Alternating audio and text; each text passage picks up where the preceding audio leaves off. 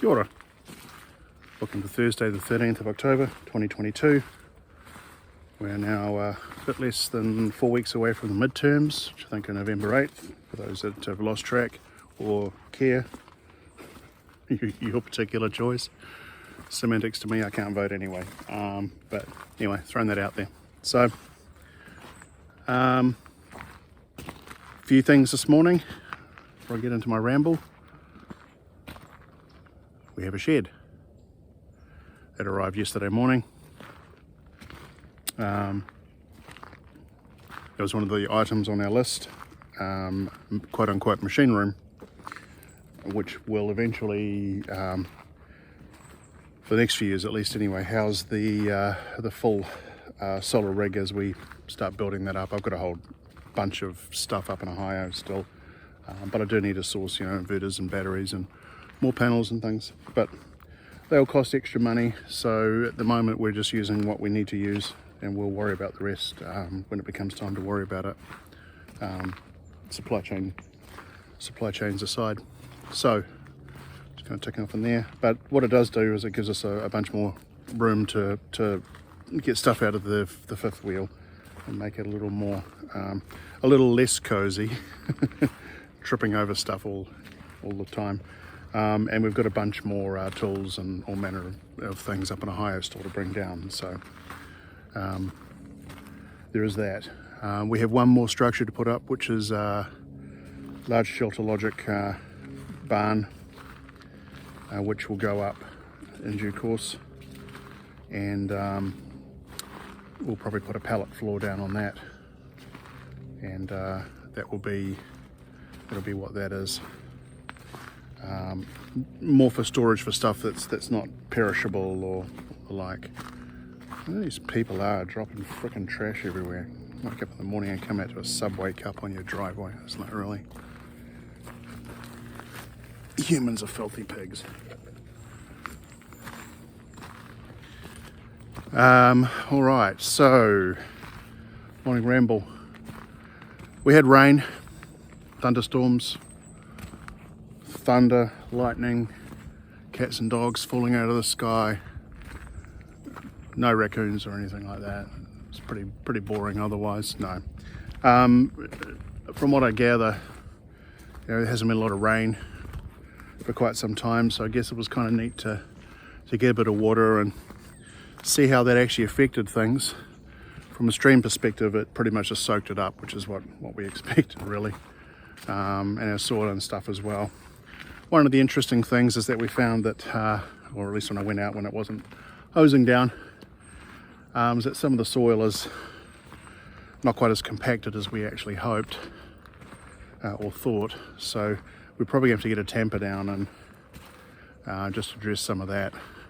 It's fine, but just around the edges of the driveway and stuff, and the home site just needs a bit of tender loving care. And probably also while it is actually relatively malleable, we can put some pavers down and bits and pieces to avoid having to tread on chert and hurt our poor little tootsies. So there is that as well. But so we'll see how that plays out. I have to go clean the solar panel where it looks like there's leaves and things all over it. So anyway. That's the preamble to the ramble. So Dawn and I were sitting in the dark, as you do, conserving power because we didn't really need to use it. Illuminated by the light of our laptops, his and hers matching laptops, not quite. And anyway,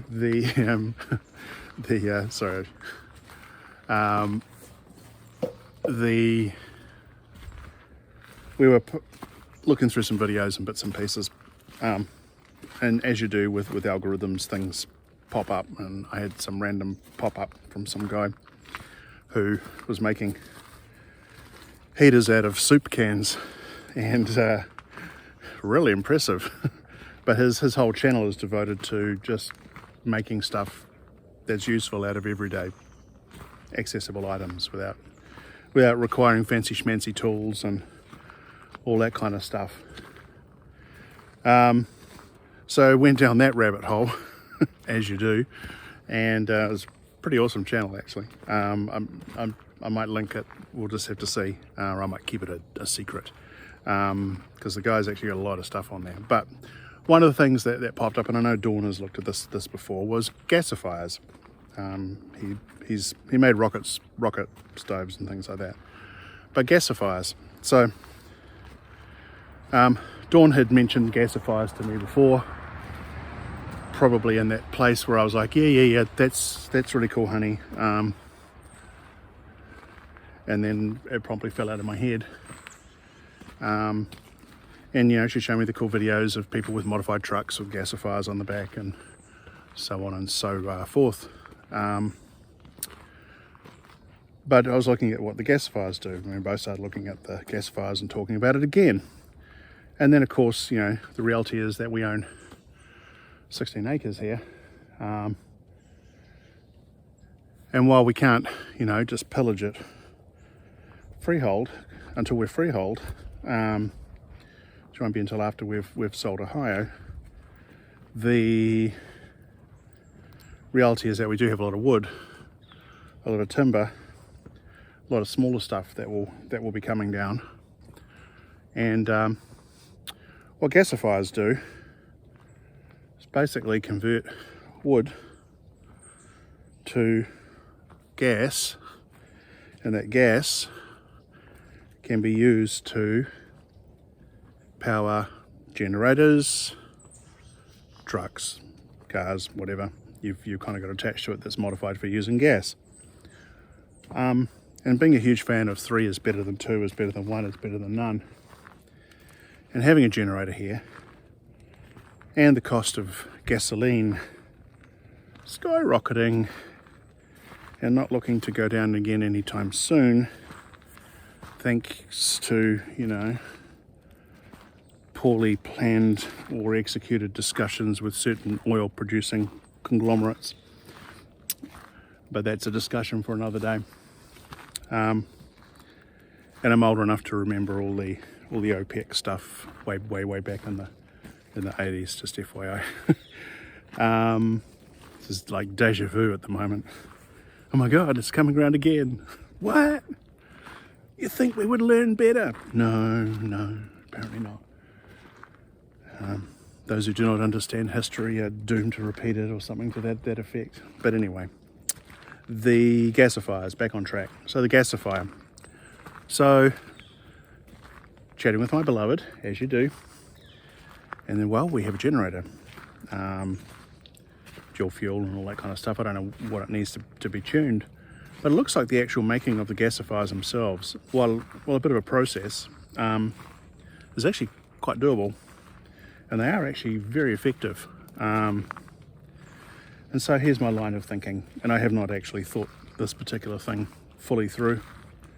And it's not something that we're going to go suddenly change directions and go and do, but it's one of those things to be parked for a rainy day, no pun intended, and for another rainy day.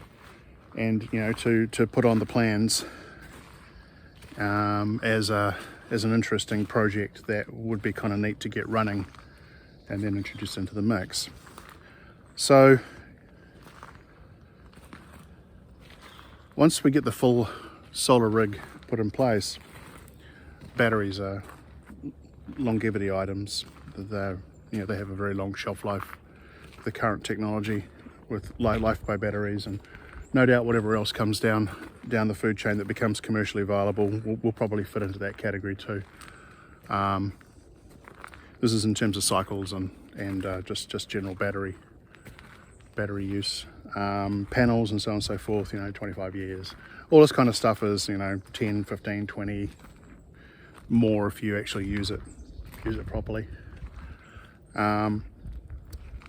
So that's all kind of cool.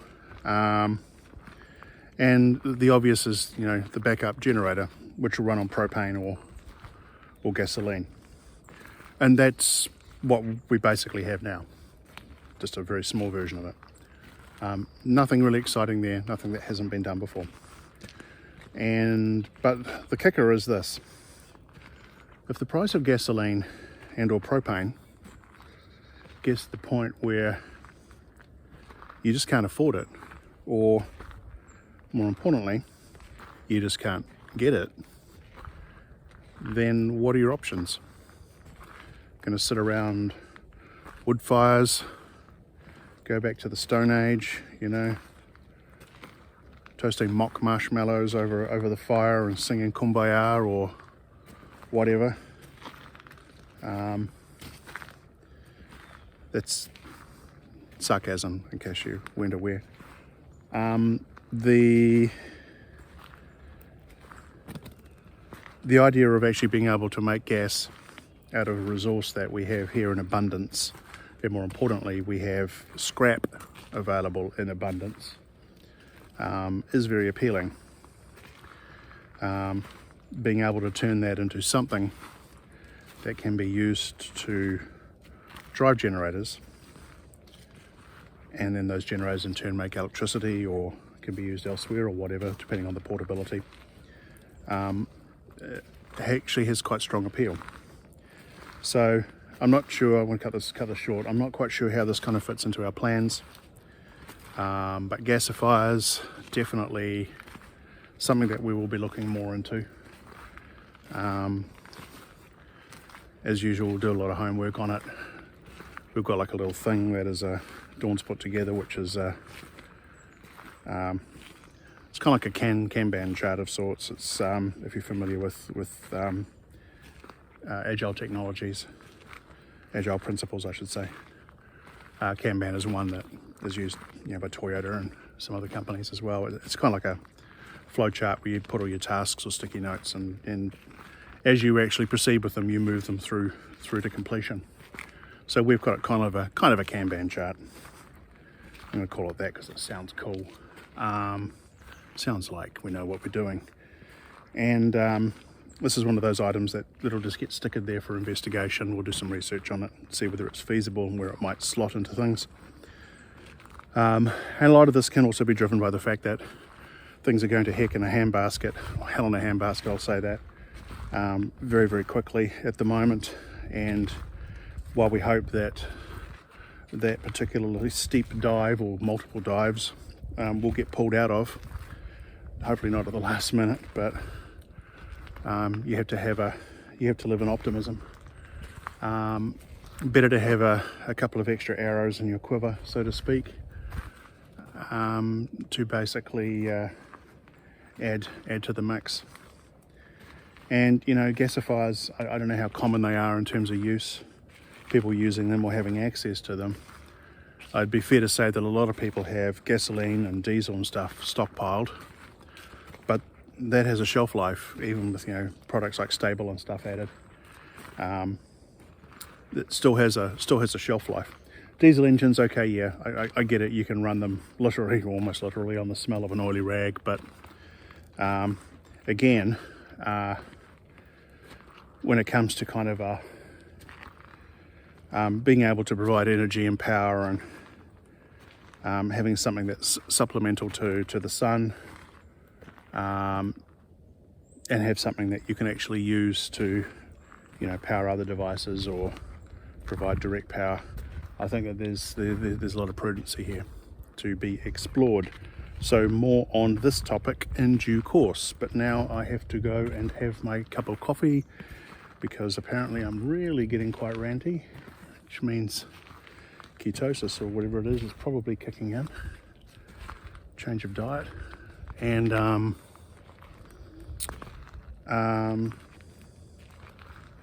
got a fairly busy last day of work. So hope you're all well. Take care. If you're watching this, be well, stay cool. Ciao. Talk again soon. Bye.